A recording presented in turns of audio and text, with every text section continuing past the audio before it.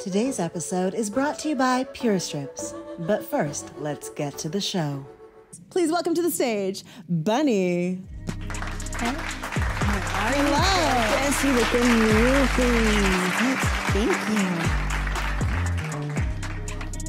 So we need you to tell us all about it. This is my Guatemalan princess. She is a 2021 Indian Scout Bobber 20. Completely customized. There is no part on this bike that is original besides the motor, and that's just because you don't really need to do anything to the Indian motors. No. But, you know, oddly enough, when I got her about a year and a half ago, she was brand new, and they didn't make Indian parts, a lot of custom Indian parts, so every part you see on here is actually a Harley part, customized to fit my Indian. Wow. So she's a mutt, kind of. She is. You know?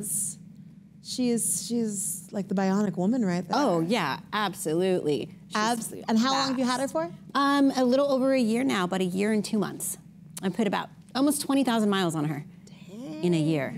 Now this is a beautiful bike, obviously custom paint job, custom everything. Have you won any shows with her? So I have not entered her into any shows. What? Yes, I have not. Most of the shows that I go to, I'm promoting my own show, so I don't think it's right to enter her into, you know, a show where I'm actually out there like working, and you know how people are, they're gonna think I cheated. Right. But people always ask, can I vote for this bike? And I'm like, no, I'm not in the competition, but those other women bikes are, so you know, vote for them, yeah. Right now I wanna focus on this specific show-stopping motorcycle. She doesn't enter it in shows because she doesn't wanna claim awards through nepotism, but that's all right. We are going to give you all your flowers right here, right now. Let's talk about some of the features of this absolute custom masterpiece. So let's start with your paint job. My paint job is done by Rock and Roll Paint in Orange. I am Guatemalan, and the Mayan culture is very big in Guatemala. So when I was trying to figure out what I wanted to do with her, I took a trip to Guatemala, and I was sitting on top of the ruins, the Mayan pyramids, watching the sunrise, and I was like, yes. Like, I feel connected with this. I feel connected with nature. So that's actually me on the tank.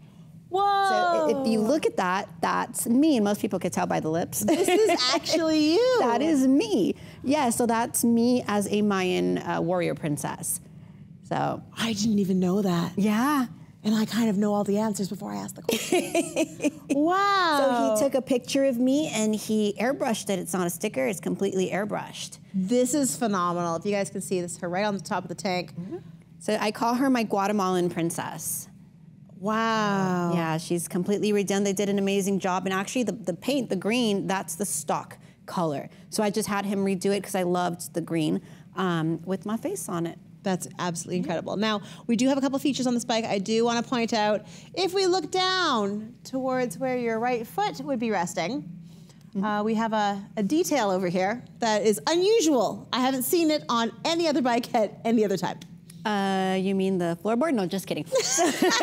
I've seen that before. So that is my Jason Momoa hammer. That's my, can I cuss?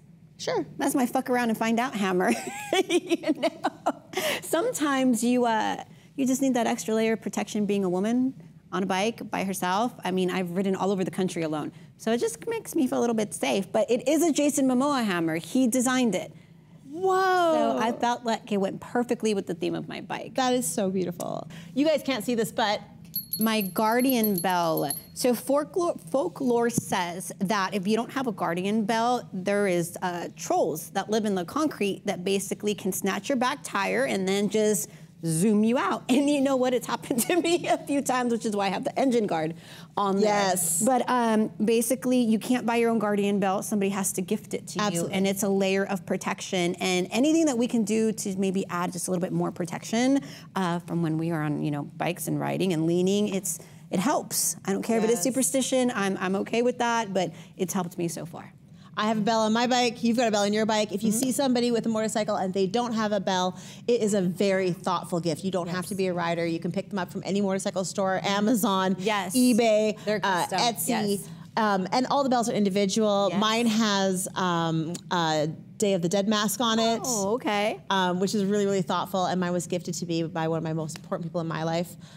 So I always feel like I have the extra layer of protection whenever I'm riding. It might be a silly superstition, but it might not be. And you know what? You never know. If you know somebody who rides a motorcycle, take a look at their bike. It is supposed to be on the lowest point of their motorcycle, which can be tricky to do. Right, especially on a lowered bike. But that is probably one of the most thoughtful gifts you can give somebody in your life who rides. Or who wants to ride. Sometimes the bell is the first step to getting your first motorcycle. This is true. Make them feel a little bit more confident in themselves. It's like a blankie, almost, you know? And who doesn't like a nice warm blanket? Yes.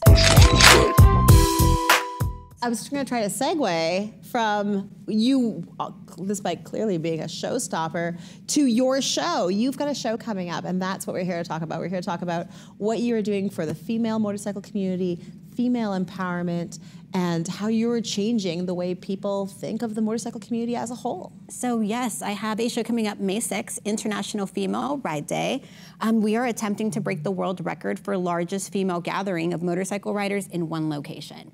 So we rented out the San Manuel Baseball Stadium. Which is massive. Right, this is like my first big show. I've done a lot of little shows, but this is my first big show, and everybody's like, dude, you just jumped head first. And I'm like, hey, go big or go home. Right. Like, we need a venue that's gonna accommodate over 1,500 women, plus their, you know, families and their friends and their partners and anybody who wants to come in and see history in the making. Because we need 1,550 females riding, not just, you know, trailering or showing up or anything, riding into the venue to beat England. England holds the record for 1,549. So how do we register as a female rider for this event? How are you separating the riders from the backpacks? So anybody who rides in, it's gonna be a little bit of a complicated process, but any female who rides in, there's gonna be 2 parking lots. One for the men, one for the women. If you have a backpack on you, she's not gonna count. It's only females that are in control of their own bikes. I mean, you could actually trailer your bike, pull it off in the corner, and ride it in, and that counts. Still qualifies. Still qualifies. So you can register online, www.irongoddessmotorcycleshow.com. It's $25 to register, $5 of that goes to our foundation. So it's also for a good cause, it's not just a show. And what is the foundation? It's the Iron Goddess Foundation. I formed a foundation to help women who have left abusive relationships get back on their feet. I love this. So we're gonna help with security deposits, first month's rent, food, temporary shelter, anything that we can do to help a woman who's left a situation like that get back on her feet, we wanna help. I love this so much. Okay, so we're doing this all-female motorcycle rider world record, but men are allowed to show up too. Everybody is welcome. Everybody. The only thing is only females can be counted towards the record, obviously. Besides that, we're also doing a female motorcycle show, and only female-owned bikes are going to be on display. Fun. Sorry, fellas, this one's for us. We take such a back seat all the time, and all of these shows are so male-dominated that I thought it was about time that we had something for ourselves. So I notice a lot of your events and a lot of your bikes are cruisers. They are these beautiful, comfortable, long-distance riding bikes.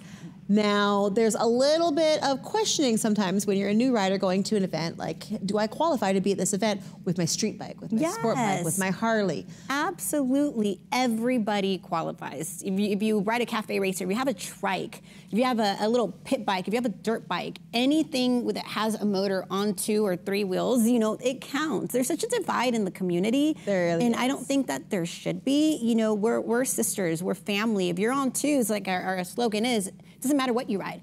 If you ride, you're an Iron Goddess. So I love this. Everybody's welcome. So we need to rewind a little bit because Bunnie and I know each other through the motorcycle community here in Los Angeles. And I have your tattoo on my arm. Oh, yeah, I didn't know that. So I got Iron Goddess tattooed on my ditch, the most painful spot. I love that. Yay. And it's something that I really, really love getting behind and really love supporting.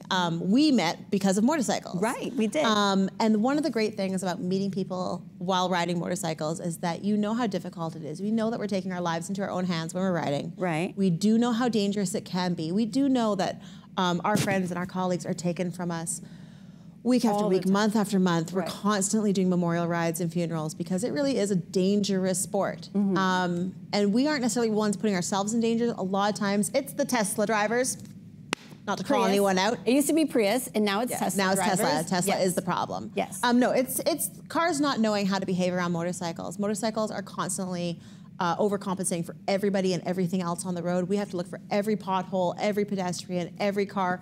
If you're checking your phone while you're driving and you miss 2 seconds on the road, you could kill someone. Yes, absolutely, and they'll swerve into you, because I mean, we split lanes a lot of the time to get through traffic, which is totally legal in California. Thank God you know, for California. and you're splitting lanes, and all of a sudden a car comes into you, and there's really nowhere to go, because if you go to the, you know, over to your left, you're gonna hit in their car, and you look, and they're like this. They don't even know you're there. You know, they really don't. It's absolutely insane. Yeah, I had a car last minute. I was on a 2-lane road, and there's parked cars on my right, traffic moving here, and then traffic coming in the other direction.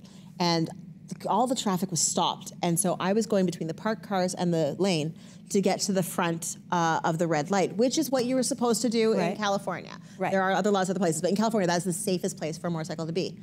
This guy who's fully stopped decides he's going to get into that parallel parking spot by nosing in at a moment's notice, and he pulls in as fast as he can and wedges my bike, and I stop.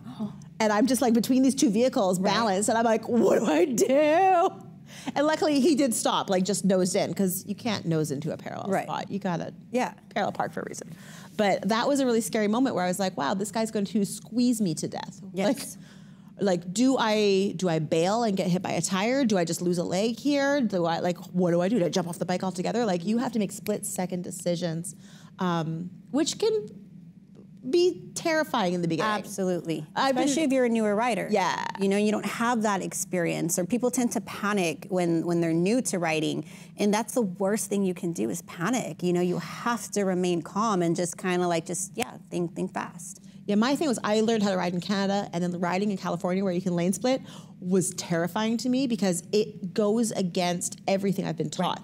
If I drive the way that is legal and safe here in California, in Canada, I will have my license taken from me, because the laws are just so different. So sometimes even experienced drivers just adjusting to new laws and new locations is really, really tricky. But enough about the stuff that we can just bitch about all day. We can go on and on about almost dying, all the times we've almost died. Right. The point I was trying to make before I got on this tangent was that we do understand that sometimes when you put your helmet on with a group of people, it might be the last time you see somebody. Absolutely. There is an inherent danger involved with motorcycles. Absolutely. And we are kind of bound to each other through this love of this dangerous sport, hobby, lifestyle. So you can have best friends that will be there for you. I've been pulled over at the side of the road needing help, and the moment a motorcycle sees me, they pull over. Right. It is such a sense of community, and you are so safe. I know we think that bikers are big and scary and dangerous, but I have yet to meet somebody who's big and scary and dangerous or they're watching too much Dateline. They might be big and scary and dangerous looking, but they've got hearts of gold. Yes, and there's so much, it's so many shows out there that portray, bikers in such a bad light. Yeah. And there's even from experience, other bikers who don't really, they're solo riders, and they're like, oh, they're dangerous, or if you're wearing certain this, or if you're in certain that, why would you want to talk to them? And say, they're the ones that are going to help you on the side of the road. Yeah. They're the ones that if you're pulled over and you run out of gas or you have a flat tire, that are going to come and be like, hey, can I help you? Like, what's going on? I've pulled over in my car. I've seen, people on the side of the road, and I pull over and I'm like, can I help you? Do you need gas? What do you need? And it's like, it's that family mentality. There's an unspoken bond. And it doesn't matter where. You could be here, you could be in Canada, you can be in Arizona. Absolutely. If you're on two and you have a helmet, somebody's going to help you. What I really, really love about your events is that you are one of the leading groups here in Los Angeles that is female focused. As coming to California and learning how to ride out here, it was really hard for me to find groups where I fit in. And I knew without a doubt, I absolutely fit in with women. Yes. I'm a woman, I fit in with women. I have all the right parts. I knew that was safe. And I have a sport bike, and I was like, oh man, it looks like maybe they all don't ride sport bikes. What do I do? But you've made a big push this year, especially, to say whether you're on a street bike, a sport bike, a leader bike, a Harley, an Indian, a trike, you're welcome. You are so welcome. There shouldn't be that divide. No, you've really done a lot to combine the community and bring people together, which is incredible. And that was my #1 goal. It wasn't about profitability or money or any of that. It was really just about giving us something that was for us. I've done hundreds of shows over the last 20 years, and the one thing that they all had in common was maybe out of 100 bikes that entered a show, one was female. I went to Denver, and I was the first woman judge in 42 years. Wow. And they asked me out, and when I went, it was funny because the men were like, do you know what you're doing? I've been in the industry for 20 years. You know, and at the end of the day, I ended up telling them, like, no, like, you're looking at the wrong things. And once they opened up to me, they were like, oh, you know what you're doing. Yeah. And there was 2 women in that entire show that entered. And I was like, this is wrong. Like, what's the problem? What's going on? And it's just kind of almost an intimidation factor. You know, the men have these bigger bikes, they have more room, more money. Most of the time we're moms, or we're single moms, or, you know, we were stay-at-home moms, and we don't have, a lot of us don't have the ability that the men do to just throw all their money you know, into their bike. So it's a little bit harder for us, and I just wanted us to have something where it doesn't matter what you ride. You know, you can ride in with your sport bike, and it doesn't matter if you're completely customized or you're stock or what. Bring your bike so other women can see it. It's for that next generation, or for those women that don't ride and have always wanted to. It's just something special, I thought, that I needed to bring to the female community. And I love that you're ambitiously going after a world record. Los Angeles, California is taking on England for the world record. England is coming. The women who broke the record in England are coming 8 strong, rented bikes to help me break their record. I love this. Tell me that's not sisterhood. I love this. Like, they reached out. They were like, we're the women. You know, we hope we're not stepping on any toes. And I was like, come out, sister. Help us. The more, the merrier. And they're like, we're going to take it back, though. I was like, and I'm going to go help you take it back. Absolutely. And we could just ping pong back and forth and make it, you know, some fun out of it. Yes, I'm so excited for this event. I'm absolutely going to be there. Yeah. I'm really hoping that we can get some behind the scene footage on that day. We will update with you with whether or not California does break the world record. We're going to. We have to put it into the universe, manifest it. We're going to. It's happening. It's happening. I wish I had more bikes. I could just put other bikes. Right? Come. It's going to, no, this is going to be wild and motoring. But one thing we talked about backstage that I really want to touch on is that once you become a woman who rides her own motorcycle, you become quite intimidating. Oh. You become fearless, dangerous. Yes. And damn sexy. Oh man, our confidence level rises. I mean, we could have no confidence at all, and the moment we put that helmet on, it's like we're a completely different goddess. It's so true. You know, you get superpowers. You feel so strong. You feel so powerful, and you're like, this is me. This is my space. I'm gonna chase the wind right now. Right. The sun can't stop me. Like, you really feel so incredible and so unstoppable. Absolutely. Women become incredibly sexy and dynamic and strong, and a lot of times this can be scary for our relationships. It can be very scary for our relationships, and I think it takes a very strong, confident man to be able to handle a woman that has found herself. Especially finding yourself in a male-dominated environment. Yep, that is so true. I mean, I'm going through a divorce.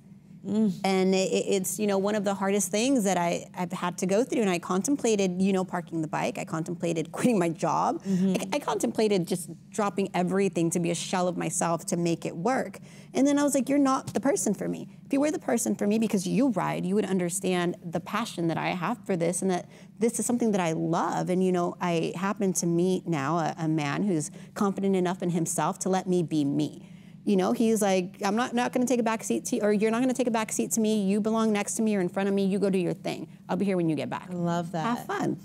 And where do you find a man like that? Daytona. At a motorcycle show. At a motorcycle show. That's where I met Which I think a lot of times is a boyfriend's biggest fear, or a girlfriend's biggest fear, is that your partner is going to go to this motorcycle show where they are passionate about something and meet somebody else who's also passionate about it, and you're going to get forgotten. And that's a really big fear. What can we tell those people? You know what? In all honesty, if a relationship is meant to be, nothing's going to be able to break that bond. Absolutely nothing. My boyfriend lives in Florida. You know, we're 2,200 miles apart. He rides over there. I ride over here. I don't look at anybody, you know, nobody. I see people, obviously, because, you know, I need to ride. But I don't find anybody else attractive. There's nobody that I'm interested in, because my passion is over there in Florida, and his passion is over here in California. I love that. And if you have to communicate. You have to, you know, talk through it. You have to work through things, even when it's difficult. And if you're able to talk about it and discuss, hey, I'm feeling a little insecure today. Okay, well, what can I do to make you feel better today? You know, and I've been in this industry for 20 years. This is how I make a living, you know, and so I'm out at events making a living. I took him with me to Arizona Bike Week, And I was like, okay, let's see if you can deal with Arizona Bike Week. And the end of the first day, he was like, babe, this is a lot. And I was like, okay, well, how can I help? Yes. What can I do to ease your mind? And he was like, well, I need a little bit of time with you alone. All right, let's do it. And the next day, he was like, all right, babe, go. Have fun. One thing I think we're really good at, because we have to communicate on the road without our words so often. Right. We have to communicate, or else people could get really, really hurt. Right. One of the things that motorcycle riders are really good at is communication. Yes. And I think that's why you find couples who are passionate about motorcycles together, who stay together forever and ever, amen. And that is one of the really big keys that we can take away from motorcycle riding, is that it's okay to be fearless, and it's okay to be strong and really brave is. and independent, but communication is what's going to keep us all Absolutely. Okay. And we had this running joke before, when you hear couples break up, I'm going to park my bike or whatever. Well, did the bike come first, or did the girl or the guy come first? Well, the bike was first. Well, then obviously a person who loves you for you and knew your passions isn't going to make you change your passion, right. Because they're insecure that you're out. There's ways around it. I think couples who are meant to be will figure it out. I believe this wholeheartedly. We're on the same page here. But before we get too distracted with, like I said, girl talk. Right. You're just watching us talk. I'm so sorry. Yes. We'll take your questions down below in the comment section. We need to talk more about your show, though. Yes. You brought a commercial. We should air it right now. Please, before we forget or get any deeper into this conversation. Yes. Let's see your amazing commercial. You put a lot of work into this, and I don't know how many people came together to make this possible. Oh, there is about 300 people that showed up that day for this commercial. Here we are. The Iron Goddess All-Female Motorcycle Show is here. Saturday, May 6th at the Sam Mack 66er Stadium. Female riders from all over the world will be in attendance in attempt to break the world record for largest female gathering of motorcycle riders in one location. Come out and see some of these beautiful custom bikes. Enjoy an amazing motorcycle show centered around the female riding community. It doesn't matter what you ride. If you ride, you're an Iron Goddess. For tickets and more info, visit IronGoddessMotorcycleShow.com. Sponsored by Shark Squad Motorcycle Attorneys. I am so impressed with this commercial. Thank you. I can't believe 300 girls got together with the hope of advertising to other women to create something even bigger and more beautiful. It just shows the strength of our community. It shows the need, of this type of event to the community. There's women who, like you said, you needed a place to fit in. I never felt like I fit in. I didn't fit in with this group or that group or this group. And I was like, okay, well, hi, I'm here, and now it's like I created this and everybody's like, oh, I felt the same way, or I felt like I didn't belong, or I, was just rolling along with the punches, but I never felt like there was an environment for me. It's like, well, here we are, we're all goddesses. And when you put a title like a goddess on somebody, it makes you feel beautiful and sexy and strong and powerful, like you could do anything that you set your mind to. One of the things I really want to make sure everyone knows, whether you're new to riding or you've been riding for a long time or you've never ridden and you're coming as somebody's guest to one of these events, you are absolutely going to be welcome. Yes. We are such an open arms community. We want to help each other. We want you to be as joyful as we are. We want to share our love and our passion and our excitement. So you are absolutely welcome. I know it can be an intimidating place. Now, I have gone to a lot of bike nights that are very male-oriented, where the only time you see women is when they're wearing little booty shorts and fishnets and high heels, which, don't get me wrong, I've worn from time to time. And you look sexy doing it. Yeah, sometimes it feels real nice. Yeah. But at your events, the women are empowered to embrace themselves however they want. You can wear a hoodie. You can be comfortable. You can be uncomfortable. You can ride in heels. You can ride in flats. There are no rules. You need to be your best version of yourself, however you feel comfortable, and we will celebrate you. Absolutely. There's no judgment. Everybody has their own style. Everybody has their own personality. We don't want to put you into a box. Come and be who you are. And, touching on people or women who don't ride and want to, our show is going to be more than just a show on the record. We have a CHP coming out to do lessons. We have the Women's Moto Project coming out to teach the basics. I love it. So if you have an interest in learning to ride and you've never done it before, who better to learn than CHP? Absolutely. Or Women's Moto Project, and that part of the show is free. There's beginner, intermediate, and advanced lessons going on. Love that. So I wanted it, like I said, I wanted it to be something different, something that's never been attempted. This is a first of its kind. Besides the record, besides the women's bike show, we're going to have over 100 vendors. We have female DJs. We have a Indian women's drum group coming out to do a blessing of the bike ceremony. We have a muñeca singing the national anthem. She rides. You know, so it's everybody who's there. It's some way or another is affiliated with motorcycles. It is going to be a great time. Absolutely. We're going to be there with ASN Underground. We hope that you come too. It's May 6th, and it is in what location? San Bernardino, California, the San Manuel Baseball Stadium. And we will see you there. I'll be the Yes. girl with the bright purple motorcycle and the camera crew. Heck yeah.